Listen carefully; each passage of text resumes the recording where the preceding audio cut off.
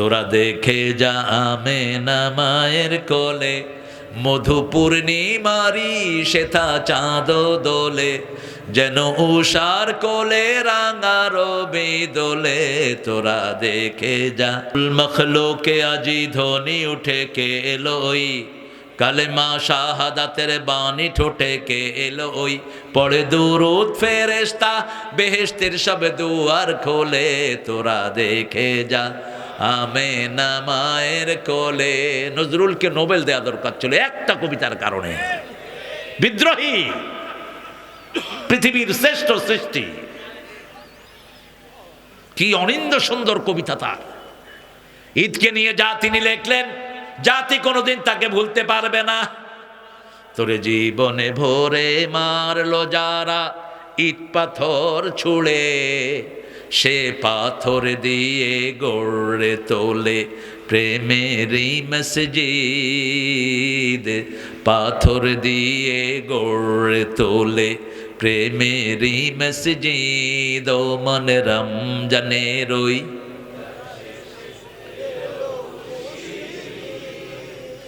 কি লেখা, নজরুল, আল্লাহ তাকে মাফ করে দাও। আরো জোরে আমিন। যেদিকে কলম চলেছে সোনা ফলেছে। ঠাকুর হিন্দুদের জন্য এত লিখতে পারে না যা লিখছে নজরুল। ব্রজবতী খেলে হরি, বলবো না, আপনারা আবার অন্যদিকে নিয়ে যাবেন। আপনাদের মধ্যে তো বহু ফাজিল আছে। হ্যাঁ, না না না, বলবো না। নজরুল একটা অসাধারণ অধ্যায়। নজরুলের বিদ্রোহী যখন ঠাকুরের সামনে দিলেন, ঠাকুর বলল, হেরে পাগলা, তুই আমার চেয়ে অনেক বড় কবি, কিটসের মতো, শেলের মতো তোর জীবনে দুঃখ আছে। নজরুল বলছেন, সেই দুঃখ দেখার জন্য কত বিনিদ্র রজনী আমি কেঁদেছি। আমার ছেলে, ছোট্ট ছেলে যখন বুলবুল বিদায় নেয়, সেই সকালে আমার বাগানে ফুটেছে ছোট্ট হাসনা হেনা। এক্সপ্রেশনের অনিন্দ সুন্দর এক সম্মিলন ছিল প্রিয় নজরুলের মধ্যে। আল্লাহ তাকে মাফ করে দিক। আজকের দিনে তার বড় দয়ার দরকার ছিল। মুসলমানদের ঐক্যের কি কথা তিনি লিখেছেন, আল্লাহ আমার প্রভু, আমার নাহি নাহি ভয়, আমার নবী মোহাম্মদ যাহার তারিফ জগতময়, আমার কিসের শঙ্কা, কোরআন আমার ডঙ্কা, ইসলাম আমার ধর্ম, মুসলিম আমার পরিচয়। পরিচয় কি? আর আমাদের পরিচয় কি? আমি সরমনাই, আমি শশী না, আমি জামাত, আমি হেফাজত, আমি আওয়ামী লীগ, আমি বিএমপি, আমি 14রশি, আমি 8রশি। ঠিক না ঠিক? সব ভুলে যাও আমি আহলে হাদিস, সব ভুলে যাই আমরা মুসলমান। আমরা কি? কার কথা? কার কথা? ওয়ালা তামুতুন্না ইল্লা ওয়া আনতুম। মুসলমান না হয়ে কবরে যাবি না। মুসলিম আমি, সংগ্রামী আমি, আমি চির রণবীর, আল্লাহকে ছাড়া কাউকে মানি না। নারায়ে তাকবীর, নারায়ে তাকবীর। একটা পরিচয় হবে, একটা পরিচয়, ইন্নানি মিনাল মুসলিমিন, আমরা মুসলমান। আমরা কি? এই পরিচয় দান করেছেন কে? ভুলে যাব। মসজিদে যারাই যায় আমরা এক দল, ঠিক না ঠিক? পশ্চিম দিকে যারা ফিরি আমরা কয় দল? যারা আল্লাহর পদ্ধতি অনুযায়ী কোরবানি করি কয় দল? রাসূল 1400 বছর আগে বলছেন, মান সাল্লা সালাতানা ওয়া ইস্তাকবালা কিবলাতানা ওয়া কালা যাবিহাতানা ফাযালিকাল মুসলিম ফি জিম্মাতিল্লাহি ওয়া রাসূলি। যারা আল্লাহর কিবলাকে কিবলা মানে, 5 ওয়াক্ত নামাজ আদায় করে, আল্লাহর পদ্ধতি অনুযায়ী জবাই করে, তারা সবাই হলো মুসলমান। তারা কার জিম্মায় থাকে? আল্লাহর জিম্মায় থাকে। আমরা কার জিম্মায় আছি? যারা নামাজ পড়ে তাদের দায়িত্ব গ্রহণ করেন কে? রাসূল দেখলেন, জান্নাত দেখলেন, জাহান্নামও দেখলেন। লিনুরিয়াহু মিন আয়াতিনা। আল্লাহ বলছেন, I want to show him my science. আমার সবগুলো নিদর্শন আমি তাকে দেখাবো। প্রথম ঢুকালেন জাহান্নামে। কোথায়? জাহান্নামে ঢুকালেন। কোরআনে আগে জান্নাতের বর্ণনা, জাহান্নামের বর্ণনা। আগে জাহান্নামের বর্ণনা। وإن كنتم في ريب مما نزلنا على عبدنا فأتوا بسورة من مثله وادعوا شهداءكم من دون الله إن كنتم صادقين فإن لم تفعلوا ولا تفعلوا فاتقوا النار التي يقودها الناس والأعدت للكافرين আল্লাহ আমাদেরকে বাঁচিয়ে দেন, আমাদেরকে জাহান্নাম থেকে বাঁচান। আরো জোরে বলেন আমি। বড় ভয়ানক জায়গা। জাহান্নামের আয়াত পড়লেই কাঁদতে থাকতেন রাহমাতাল লিল, অথচ তিনার জন্য জাহান্নাম মাফ, তিনার কোনো গুনাহ নাই, কেন তিনি কাঁদতেন? শুধু কাঁদতেনই না, মায়েশা বলছেন এমন ভাবে কাঁদতেন দাড়ি ভিজত, দাড়ি ভিজে ভিজে মাটি পর্যন্ত চোখের পানিতে ভিজে যেত। কতটুকু কাঁদতে থাকতেন রাহমাতাল লিল আলামিন। মায়েশা বলছেন একদিন আমার সাথে শুইলেন রাসূল, শোয়ার পরে রাসূল বলছেন আজিন্নি ইয়া আয়েশা আন আতাকাল্লামা মা আল্লাহ, ও আয়েশা আমাকে অনুমতি দাও আমি একটু আল্লাহর সাথে কথা বলবো। বিবির হক কিভাবে আদায় করতেন রাহমাতাল লিল। আয়েশাকে জিজ্ঞেস করছেন আমাকে অনুমতি দাও আল্লাহর সাথে কথা বলবো। আয়েশা চুপ করে আছেন, রাসূল বলছেন কি খবর আয়েশা বলো। বলছি ইয়া রাসূলুল্লাহ আপনার সঙ্গ আমি বড় বেশি ভালোবাসি, তবে আপনি যার সাথে কথা বলতে চান আমিও তাকে ভালোবাসি। কত জ্ঞানী তিনি। আপনি যার সাথে কথা বলতে চান আমিও তাকে ভালোবাসি। কি চমৎকার ভঙ্গিতা। এই পৃথিবীতে মেয়েদের মধ্যে সবচেয়ে ব্রেনি হলো আয়েশা। রাসূল নামাজে দাঁড়ালেন, বুখারীর বর্ণনা। মায়েশা বলছেন দাঁড়ানোর শুরু থেকেই কান্না শুরু করলেন। পড়তে পড়তে সূরা বাকারা পড়াটা পড়লেন, তখনও সেজদায় যান নেই। সূরা আলে ইমরান পড়লেন, সূরা নেসার মধ্যখানে গেলেন, তারপরে রুকুতে গেলেন রাহমাতাল লিল। 2 রাকাত নামাজ পড়লেন। মসজিদে নববী থেকে ফজরের আজান ভেসে এসেছে। আমি দেখলাম পা দুটি ফুলে মোটা হয়ে গেছে, রাসূলের চোখ ভিজা, বুক ভিজা, মাটি ভিজা। আমি বললাম ইয়া রাসূলুল্লাহ আপনার সব গুনাহ মাফ, আপনি কেন এত কষ্ট করে করে নামাজ পড়েন? রাসূল বলছেন আফালা আকুনু আবদান শাকুর, আমি কি আল্লাহর কৃতজ্ঞ গোলাম হব না? আল্লাহর কৃতজ্ঞতা প্রকাশের জন্য এইভাবে আমি নামাজ আদায় করি। জুইলাত কুররাতু আইনি ফিস সালাত, আল্লাহ দোয়া শিখিয়েছেন তুমি দোয়া করো তোমার বিবি যেন নামাজ কায়েমকারিনী হয়, তোমার সন্তান যেন চক্ষু শীতলকারিনী হয়। চক্ষু শীতলকারী হলো নামাজি। চক্ষু শীতলকারী কি? নামাজি। কুররাতু আইন, সূরা ফুরকানের 74 নম্বর আয়াত আল্লাহ শিখিয়ে দিচ্ছেন দোয়া করো। রব্বানা পড়েন, রব্বানা হাব লানা মিন আজওয়াজিনা ওয়া যুররিয়াতিনা কুররাতা আয়ুনি ওয়াজআলনা লিল মুত্তাকিনা ইমামা। যেই বিবিদের জন্য আল্লাহ দোয়া শিখালেন সেই বিবিদের থেকে আমরা যৌতুক খাই, সেই বিবির উপরে আমরা হাত তুলি, সেই বিবির সাথে আমরা দুর্ব্যবহার করি। অথচ বাংলাদেশের মেয়েদের মতো পরিশ্রমী মেয়ে দুনিয়ার কোন দেশে নাই, নান। আমার ছোট্ট বয়সে আমি প্রায় 40-50টা দেশ আমার ঘোরা হয়েছে, কোন দেশে দেখিনি বাংলাদেশের মেয়েদের মতো মেয়ে। সৌদি আরবও নাই। সৌদি আরবের মেয়েরা একদিন রাঁধে, স্বামী আরেকদিন রাঁধে। আমাদের রান্নাগুলো করে কারা? কারা? বাচ্চা পালে কারা? কথা কর না কেন? ঘর ঝাড়ু দেয় কারা? স্বামীর কাপড় ধুয়ে দেয় কারা? কিল খায় কারা? দেখছেন অবস্থা। কি জবাব দিবেন আল্লাহর কাছে? কি জবাব দিবেন?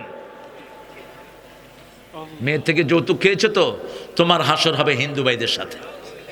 ভালো করে স্থির করে নাও। যৌতুক এসেছে হিন্দু সমাজ থেকে। হিন্দু ধর্মে মোহরানার কোনো ব্যবস্থা নাই। মেয়েরা বাপের বাড়ি থেকে বিয়ের সময় যা নিতে পারে তাই। কিন্তু আমার নবী বলেছেন যদি জীবদ্দশায় দাও, বাপ জীবিত, ছেলে মেয়েকে সমান সমান দিবা। নোমান ইবনে বশিরের বুখারীর হাদিস। মেয়েও 2 ভাগ, ছেলেও আগে মেয়েকে দাও, কারণ পরিশ্রম বেশি ছেলের না মেয়ের? পেটে ধারণ করেছেন কে? যন্ত্রণা সয়েছেন কে? 2 বছর দুধ পান করিয়েছেন কে? ও গো মা, তুমি এ ধরনের শ্রেষ্ঠ নেয়ামত, তোমারই পদ তলে রয়েছে জান্নাত। এই পৃথিবী থাকতো গো ফুল পাখিহীন, এই পৃথিবী থাকতো গো মায়ামোহীন, যদি না পেত মায়ের মায়ারি হাত, যদি না পেত মায়ের মায়ারি হাত। ও গো মা, তুমি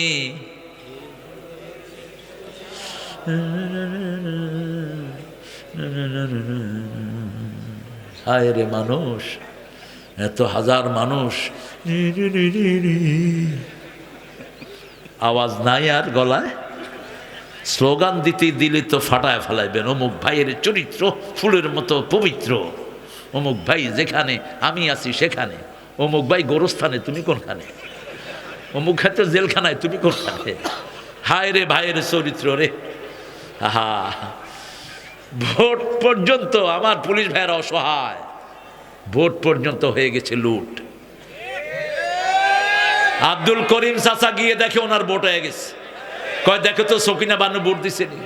কয় এই কাঁদা শুরু। কয় চাচা কাঁদেন কেন? কয় 10 বছর আগে মারা গেছে, আমারে দেখতে আসতে পারে না, এখানে ভোট দিয়া গেল।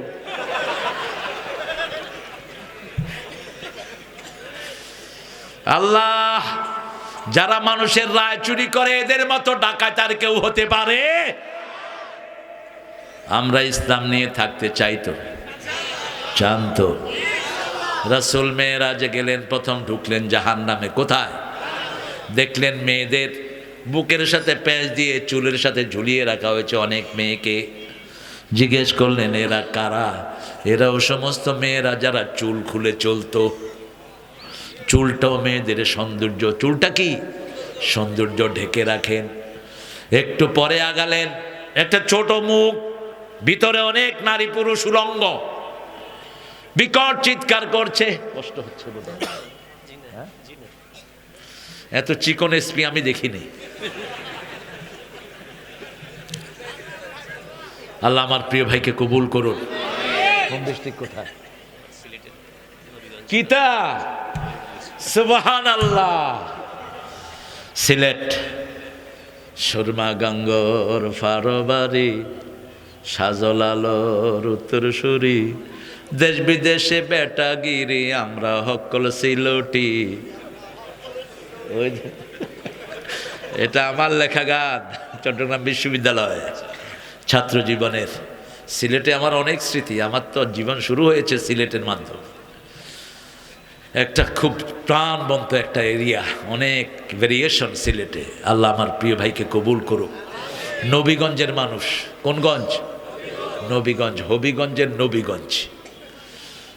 কিন্তু ভাষায় বোঝা যায় না, সিলেটিদের ভাষা কিন্তু একদম পরিচ্ছন্ন হয় না। যেমন জামাতের আমির দেখবেন সিলেটি টান আছে। তারেক তুমি বালানি কিতা? আমাকে দেখলেই সিলেটি বলেন উনি। বাড়ি কোথায়? সিলেট। বৃহত্তর সিলেট। আল্লাহ সিলেটকে ইসলামের জন্য কবুল করুন।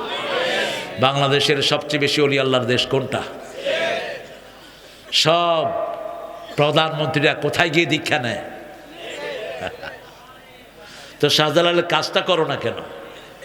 শাহজালালকে যদি এখন জীবিত করে দিত, ওই মাজারের খাদেমগুলোকে আগে জবাই করে দিত। আমি আসছি কি জন্য, তোরা করস কি? তিনি হাতে করে কি নিয়ে আসছিলেন? কি নিয়ে আসছিলেন?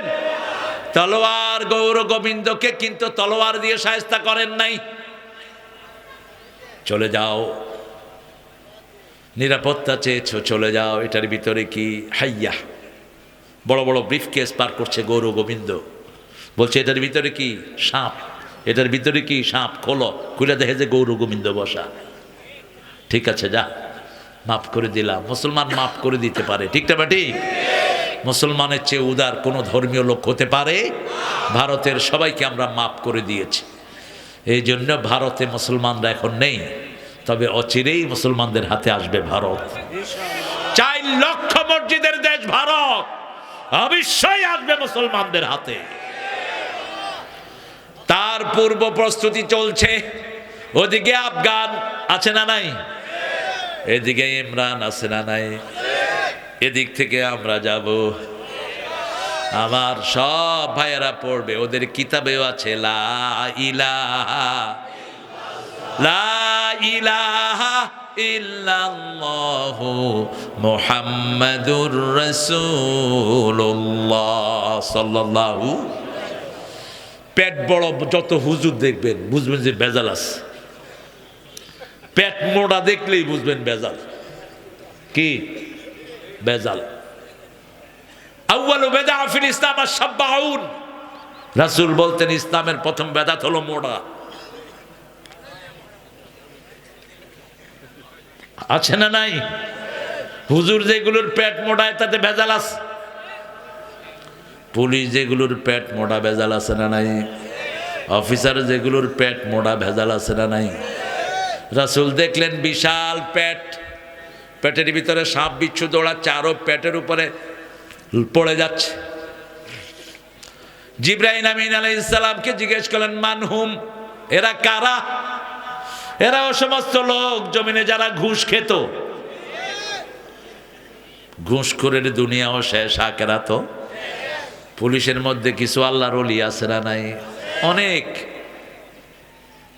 এক প্রাইমারি স্যার এসে বলে আমি ঘুষ খাই না। তোমারে ঘুষ দেয় কে? তোমারে ঘুষ দেয় কে? তুমি যে খাবা। এসপি সাহেব যদি বলেন আমি ঘুষ খাই না, ইনি আল্লাহর ওলি। ঠিক না ঠিক? একজন অফিসার পুলিশ ইনচার্জ যদি বলে আমি ঘুষ খাই না, উনি কি? উনি কি? আল্লাহর ওলি। গোপালগঞ্জ গিয়েছিলাম একটা মাহফিলে, সদরের ওসি সাহেব আমাকে এসে বললেন হুজুর 12 বার আল্লাহ উমরায় নিছে। কয়বার? আমি বললাম আপনি কি করেন? কয় আমি ওসি। কত টাকা বেতন পান? কয় বেতনের সাথে সম্পর্ক নাই, আল্লাহ নিছে। আল্লাহ কি আপনার খালু?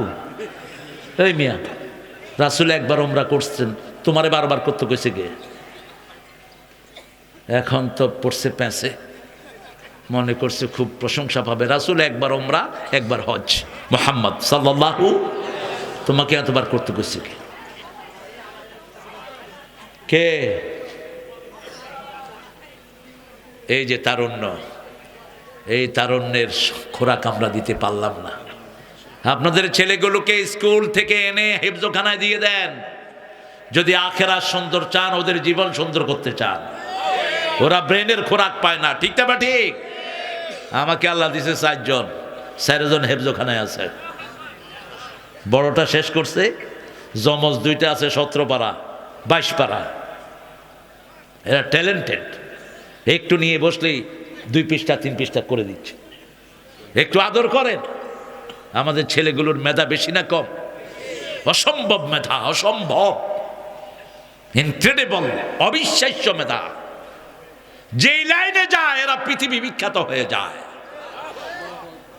আমাদের দেশের পুলিশেরা জাতিসংঘে সবচেয়ে বেশি নাম করা কোন দেশের পুলিশ? পাগল থাকে ওরা নেয়ার জন্য, সবসময় ডিপোজিট দিয়েই রাখে যে বাংলাদেশের সৈন্যরা যেন যায়। রাসূল সাল্লাল্লাহু আলাইহি সাল্লামকে বলা হলো এরা ঘুষখোর। এরা কি? ঘুষখোর হবেই না কেন? স্কুল কলেজের পরিবেশ দেখেন। কলেজে গেলাম দেখতে, মুখ ঢেকে, আমি তো রাস্তায় চলতে পারি না, এমনি এমনি করে থাকি, মাথার টুপিটা খুলে এমনি করে থাকি। তো যারা চিনে এরা তো চোখ দেখেই চিনে। দেখি যে ছেলে মেয়ে একটা আরেকটার হাতের ভিতরে হাত দিয়ে হাঁটছে। হ্যালো, এই তোমরা কারা? বলছে আমরা গার্লফ্রেন্ড বয়ফ্রেন্ড। কি শিখবে এই ছেলে? বড় হয়ে কি করবে? ঘোড়ার ডিম। ইউনিভার্সিটিতে যান, ছেলে মেয়ে একসাথে বসে বিড়ি খায়, একসাথে বসেছে। ছেলে খেয়ে কয় যান তুমি খাও। এই ছেলে মেয়েগুলো কিভাবে প্রশাসনে গিয়ে আমাদেরকে হেদায়েত করবে? এরা তো শুরু থেকেই চরিত্রহীন। ঠিক না? ঠিক। কোন ছেলে মেয়ে দিয়ে আপনি কি আশা করেন? আপনার শিক্ষা প্রতিষ্ঠানকে ভালো করেন। ঢাকা ভার্সিটিতে আমরাও পড়েছি, আমার ভাইও পড়েছেন। ছেলেমেয়েরা একসাথে বসতো। আমি আমার পলিটিক্যাল সায়েন্সে বললাম কোনো ছেলে কোনো মেয়ের পাশে বসবা না, বসবা আমি ওয়াজ পড়ায় দেবো, আলাদা। কিন্তু এটা নাই সচরাচর। আপনি ছাত্র জীবনে যদি একটা ছেলে চরিত্রহীন হয়ে যায়, ও কর্মজীবনে গিয়ে কি চরিত্র দেখাবে? ঠিক না ঠিক? এই জন্য শুরু থেকে আপনার ছেলে মেয়েকে চরিত্রবান করেন। কোরআন এমন নেয়ামত, কোরআনের কাছে আসলেই মানুষ ভালো হয়ে যায়, মসজিদে ঢুকলেই মানুষ ভালো হয়। ঠিক না ঠিক? কারণ মসজিদে সারাক্ষণ কি তেলাওয়াত হয়? কত দরবেশ আল্লাহর ভক্ত নবীজির উম্মত এই মসজিদে করে রে ভাই কোরআন তেলাওয়াত। আমি তাদের সাথে কেঁদে কেঁদে আল্লাহর নাম জপতে চাই, আল্লাহর নাম জপতে চাই। মসজিদেরই পাশে আমার। কোন কবি? What a feelings.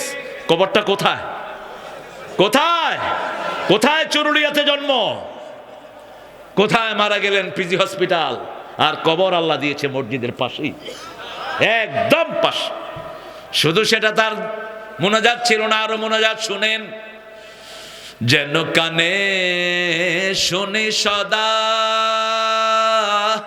তোমার কালাম, হে খোদা চোখে যেন দেখি শুধু কোরআনের আয়াত। শুনো আমার মুনাজাত, শোনো শোনো আমারি মুনাজাত, শোনো। মসজিদেরি ঝাড়ু বরদার ও কামারে হাত, শুনো আমারে মুনাজাত। তিনি দোয়া করতেন যেন মসজিদের ঝাড়ুদার হতে পারেন। মসজিদের ঝাড়ুদার ছিলেন ইব্রাহিম আলাইহিস সালাম, মসজিদের ঝাড়ুদার ছিলেন ইসমাইল আলাইহিস সালাম। সেই দোয়া নিয়ে এসেছে জাতীয় কবি। ঠিক না ঠিক? আপনি মসজিদে গেলেন, এই মুয়াজ্জিন ময়লা কেন, তুমি ঝাড়ু দাও। যত লোক সেজদা দিবে সবার সওয়াব আপনি পেয়ে যাবেন। কিসের মুয়াজ্জিনের জন্য অপেক্ষা করছেন? বাংলাদেশের ইমাম মুয়াজ্জিনের বেতন সবচেয়ে বেশি। কত? কত? থাক, সামনে জিজ্ঞেস করুন না। এত কম বেতন তো অটোওয়ালারাও কামায় না, ঠিক কিনা? কিন্তু এরা শান্তিতে থাকে। এদের কাপড় চোপড় দেখলে মনে হয় ফেরেশতা। দেখেন কি নতুন পাঞ্জাবি গায়ে দিয়ে বয়ে রয়েছে, হ্যাঁ? কারণ এদেরকে বরকত দান করেন কে? অল্পে তুষ্টি, অল্প অল্প তুষ্টি। আমার কাছে একটা লোক আসতেন, বগুড়া একটা মসজিদের ইমাম। বলছে, বাবাজি বেতন কত? কয় ৫,০০০ টাকা বেতন, ৬ মাস বাকি। চলেন কেমনে? কয় বছরে ওরা 10 মণ ধান দেয় আমাকে, আর আমার জমিনে হয় 10 মণ। এই 10 মণ দিয়ে আমার পরিবার চলে যায়।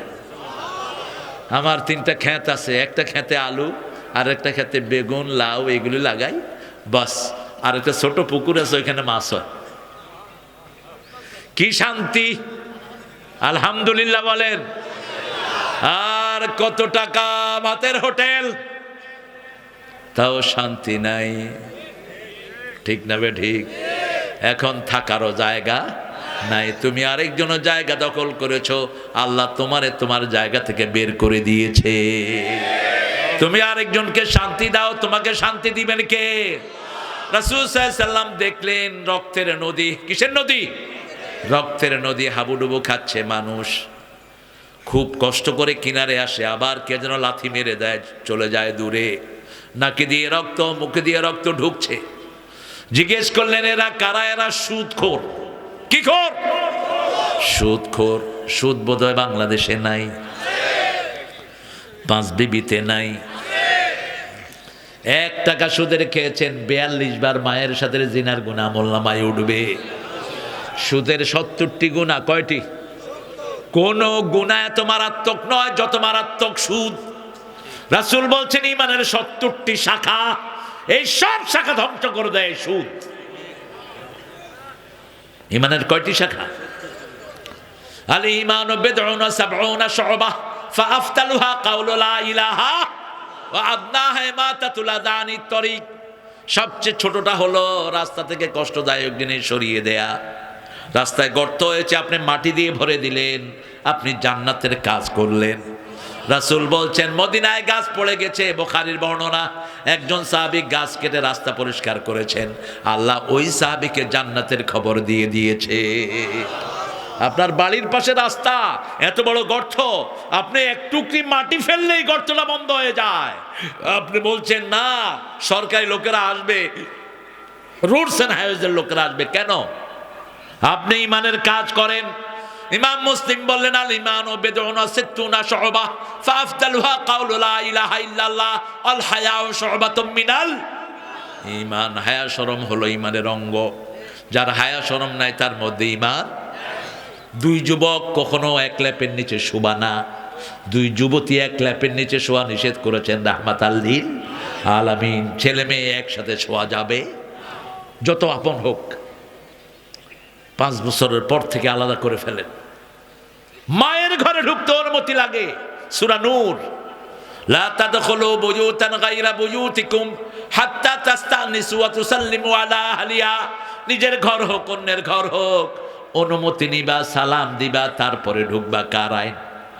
কার আইন? আল্লাহর আইন। সাহাবায়ে কেরাম বলেন আমার মা মা মা মা who was holding me on her tummy, যিনি আমাকে পেটে ধারণ করেছেন, should I take permission from my mommy? আমার মায়ের ঘরে ঢুকতেও কি আমার অনুমতি লাগবে? রাসূল বলছেন হ্যাঁ লাগবে।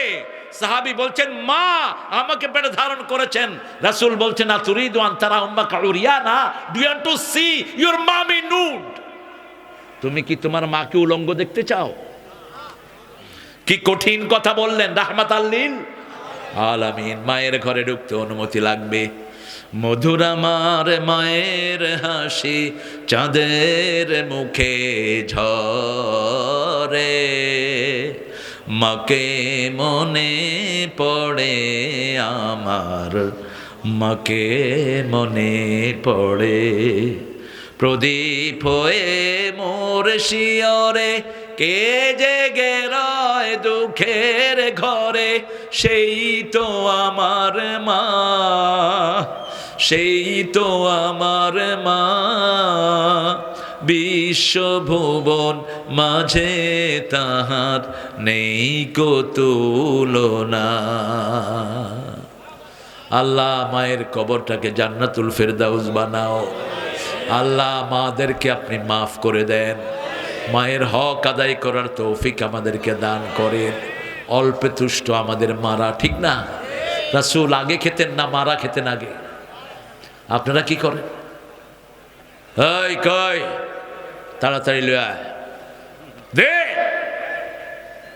কিরান সত লবণ হয় নাই, ছেলে কোথায়?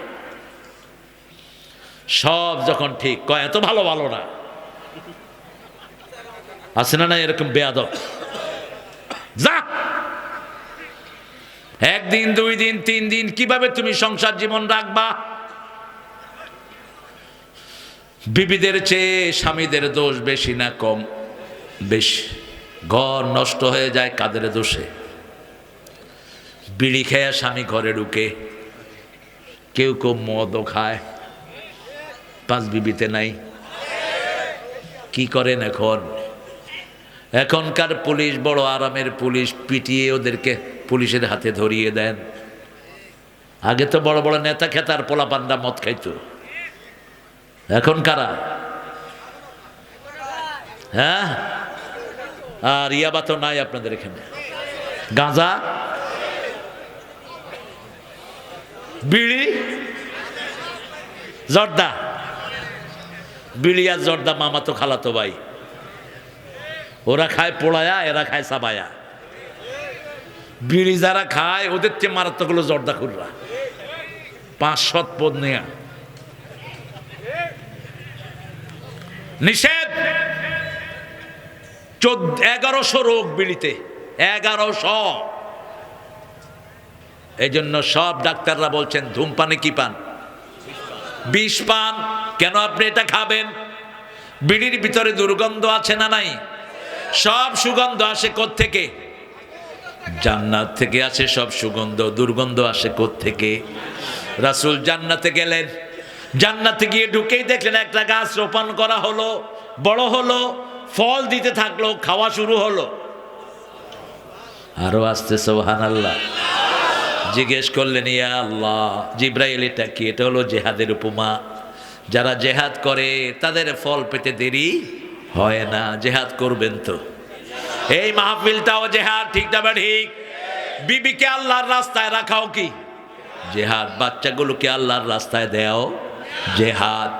একজন মানুষকে অন্ন দেয়া ওটাও জেহাদ। একজন মানুষকে কাপড় পরানো ওটাও জেহাদ। একজন মানুষ কিয়ামতের ময়দানে আপনার জন্য আল্লাহর বিরুদ্ধে আল্লাহর কাছে গিয়ে ফরিয়াদ দিবে, আল্লাহ আমি এর কাছে গিয়েছিলাম কাপড়ের জন্য, আমাকে কাপড় দেয়নি। আর আল্লাহ বলবেন আমিও ক্ষুধার্ত ছিলাম, তুমি আমাকে খাওয়াও নেই। মানুষ বলবে এটা কেমন কথা? আল্লাহ বলবেন আমার এক গোলাম ক্ষুধার্ত ছিল, তাকে যদি খাওয়াতা সেখানে আমাকে পেয়ে যেতা। ফাইনাল ডেস্টিনেশনের দিকে যাচ্ছি আমি। আপনারা তো যেভাবে বসছেন আজকে রাতে উঠার কোনো নামগন্ধ নাই। আপনাদের এখানে ডায়াবেটিস রুগীও নাই দেখতেছি। আপনার যে কত ভালো, আলহামদুলিল্লাহ। অবশ্য মাহফিলে পেশাব করার ওর পারমিশন আছে। রাসূলের এক সাহাবী রাসূল ওয়াজ শুনতে শুনতে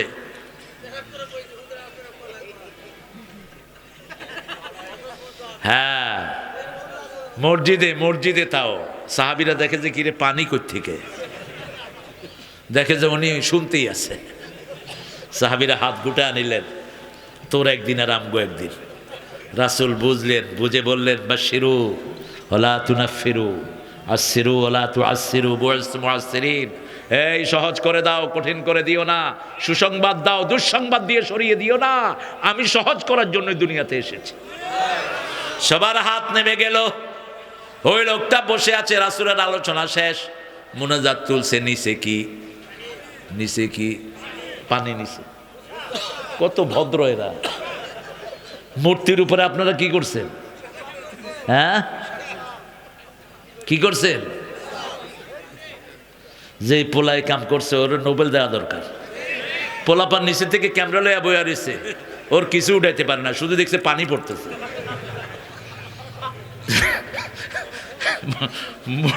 মূর্তিটা আমার হিন্দু ভাই বোনেরা ওরা ঘরে রাখে না, কোথায় চুবায়? নজরুল যখন এটা বলল, কিছু মোল্লা করলে যে নজরুল কাফের। নজরুল বিদ্রোহীতে বলছেন ভগবান বুকে মারি পদচিহ্ন। বললো নজরুল কাফের। নজরুল তুই কাফের বেড়া। ওরা মূর্তি ডুবায়, আমি তো হেঁটেই গেছি। মূর্তিকে যখন ডুবানো হয় মূর্তির উপর ওরা চড়ে কিনা? কথা কন না কেন?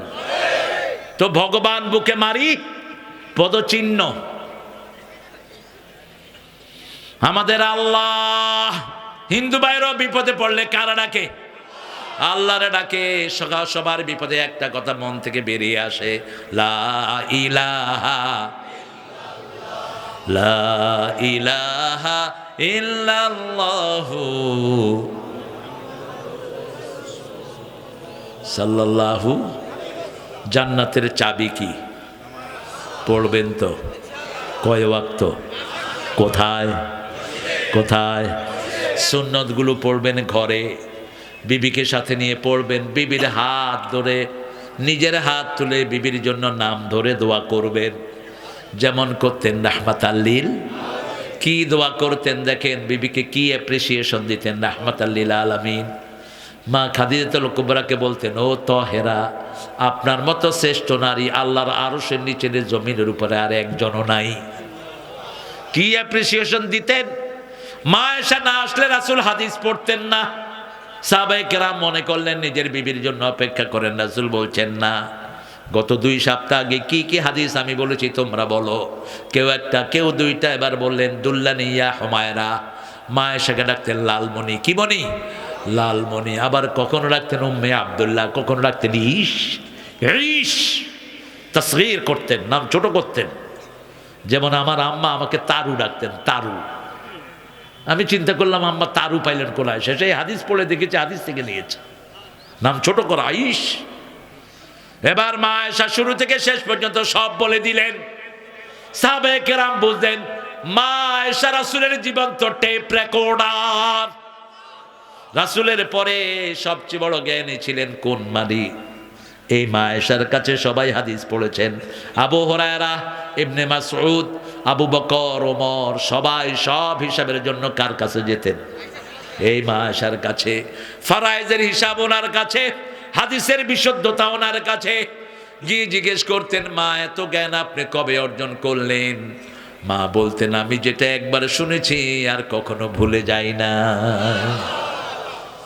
এরকম ব্রেন ছিল ইমাম বুখারীর। কার? মুহাম্মদ ইবনে ইসমাইল বুখারী। 9 বছর বয়সে এক হুজুরের কাছে হাদিস পড়তে গেলেন। 9 মাস হাদিস পড়ার পরে হুজুরে বললেন যা যা হাদিস শুনেছো তোমরা লিখে দাও। সবাইকে কাগজ দিলেন। মুহাম্মদ ইবনে ইসমাইল বুখারী তিনি বলেন I don't need any paper, লা আহতাজুল ওয়ারাক, আমার কোনো কাগজের দরকার নেই। ওস্তাদ ডাকলেন তুমি লিখবা না? বলছে কয়টা লিখবো? বলছে কয়টা লিখবো মানে? বলছে হুজুর আপনি 9 মাসে যা পড়াইছেন একটাও আমি ভুলি নেই। এবার বললেন আবু ও মুহাম্মদ তুমি গোসল করে আসো, আমি গোসল করে আসি, আমাকে তুমি হাদিস শোনাও। শুরু থেকে শোনাতে শুরু করলেন। 1 দিন, 2 দিন, 3 দিন, 4 দিন, সপ্তাহ চলে যায়। মুহাম্মদ ইবনে ইসমাইল বুখারীর হাদিস পড়া শেষ হয় না। ওস্তাদ কপালে চুমু দিয়ে বললেন রাসূলের হাদিসের জন্যই আল্লাহ তোমাকে দুনিয়াতে সৃষ্টি করেছে। আল্লাহ আমাদের সন্তানদেরকে আপনি এরকম কবুল করেন। রাসূল জান্নাতে হাঁটছেন আর মনে করছেন ওনার সামনে হাঁটছেন বেলাল। কে হাঁটছেন? বেলাল। এসে ডাকলেন ও বেলাল তুমি কোথায়? ইয়া রাসূলুল্লাহ লাব্বাইক ওয়া সাআদাইক। কি আমল তুমি করো? বেহেশতে গিয়ে আমি তোমাকে ছাড়া থাকতে পারি নাই। আমি যখনই বেহেশতে হেঁটেছি আমার মনে হয়েছে আমার সামনে তুমি হাঁটছো। বেলাল বলছেন রাসূল জানি না কোন আমল করি, আমি কালো মানুষ, আমার পরার একটা কাপড়ও আমার নাই। আমি একটা আমল করি, ওযু করলেই 2 রাকাত নামাজ আমি পড়ে নেই। আজকে থেকে আমরা পড়বো, চেষ্টা করব, রাজি আছি তো? শুধু জুমার দিন পড়ি তাহিয়াতুল ওযু, প্রত্যেক দিন পড়েন। আমাদের অনেক মা আছে এই আমলগুলো ছেড়ে দেয় না, ঠিক না? ঠিক। আপনি ঘরে বিবিদেরকে নিয়ে দোয়া করেন, বিবিকে অ্যাপ্রিসিয়েশন দেন, বাচ্চাদের প্রশংসা করেন। প্রশংসা আছে যেখানে নেয়ামত আছে সারাদিন কোদাল দিয়ে ব্যবহার করবেন না। বাচ্চাদের প্রতি সবচেয়ে রহম দিল ছিলেন রাহমাতাল লিল আলামিন। ওমর ফারুক বলতেন উখরুজ তেফলান উদখুল তেফলান উখরুজ রাজ্জালান। ঘরে ঢুকো শিশু হয়ে, বের হও পুরুষ হয়ে। আর আমরা ঘরে ঢুকি পুরুষ হয়ে। কই এই কই? বউ মনে করে ফেরাউন ঢুকছে ঘরের ভিতরে। এরকম বেয়াদব আছে না নাই? মা আয়েশা নুসাইবা আনসারী রাসূলের ঘরে বসা। রাসূল ঢুকলেই মা আয়েশা একটা থাপ্পড় মেরে দিলেন রাসূলকে। নুসাইবা আনসারী তিনি সাহাবীদের মধ্যে বড় একজন বক্তা ছিলেন, মহিলা দাইয়া। তিনি বললেন এই আয়েশা তুমি রাসূলকে এইভাবে মারলা? রাসূল সাল্লাল্লাহু আলাইহি ওয়াসাল্লাম বলছেন এটা আস্তে মেরেছে, আরো জোরেও মারে। তবে আয়েশার মায়েরটা আমার কাছে দরবুল হাবিবে জাবিবুন, কিসমিসের মতো মনে হয়। আরো আস্তে সুবহানাল্লাহ। এই আয়েশার সাথে চাঁদনি রাতে দৌড় দিতেন রাহমাতাল লিল। ছন্দে ছন্দে দোলে আনন্দে আমি বন ফুল গো, বনের পাখি আমায় চিনে পাপিয়া বুলবুল গো। কোন কবি? 9 বছরের একটা মেয়ে কি চায় বলেন? রাসূল যখন চলে যান মা আয়েশার বয়স 18, ভরা যৌবনা। কি কোরবানিটা তিনি দিয়েছেন। রাসূল সাল্লাল্লাহু আলাইহি ওয়াসাল্লামের ব্যাপারে মা আয়েশা বলতেন 11 বিবিকে সমানভাবে ভালোবাসতেন, সমান জিনিস দিতেন, সমান সময় দিতেন, সমান কাপড় দিতেন। কিন্তু আমার প্রতি রাসূলের মনের টান ছিল একটু বেশি। এই জন্য আমি 5টা নেয়ামত পেয়েছি। আমার চরিত্রের সার্টিফিকেট কে দিয়েছেন? 2 নাম্বার, রাসূলের নামাজের সামনে দিয়ে যাওয়ার অনুমতি আল্লাহ আমাকে দিয়েছেন। 3 নাম্বার, আমার ঘরেই চিরনিদ্রায় শুয়ে আছেন রাহমাতাল লিল। 4 নাম্বার, রাসূলের শেষ জিনিস হলো আমার মুখের লালা। আমার সবচেয়ে অল্প বয়সে রাসূলের বিবি হওয়ার গৌরব আমি অর্জন করেছি। যাদের বেশি বিবি আছে, বিশাল দায়িত্ব আছে তাদের। একজন বেশি আরেকজন যদি কম হয়ে যায়, আল্লাহ অর্ধাঙ্গিনী করে উঠিয়ে দিবেন কিয়ামতে। একটা চোখ থাকবে না, একটা হাত থাকবে না। রাসূল বলছেন বিবিকে 5টা অধিকার দাও। কয়টা? তুমি যা খাবা বিবিকেও, তুমি যা পরবা বিবিকেও, যেই মানের জায়গায় তুমি থাকবা বিবিকেও সেই মানের রাখো। 4 নাম্বার, বিবির যা খরচপত্র সব দিবে কে? জোরে বলেন, কে দিবে? 5 নম্বর, বিবিকে যদি কেউ আক্রমণ করে তুমি প্রোটেকশন দিবা।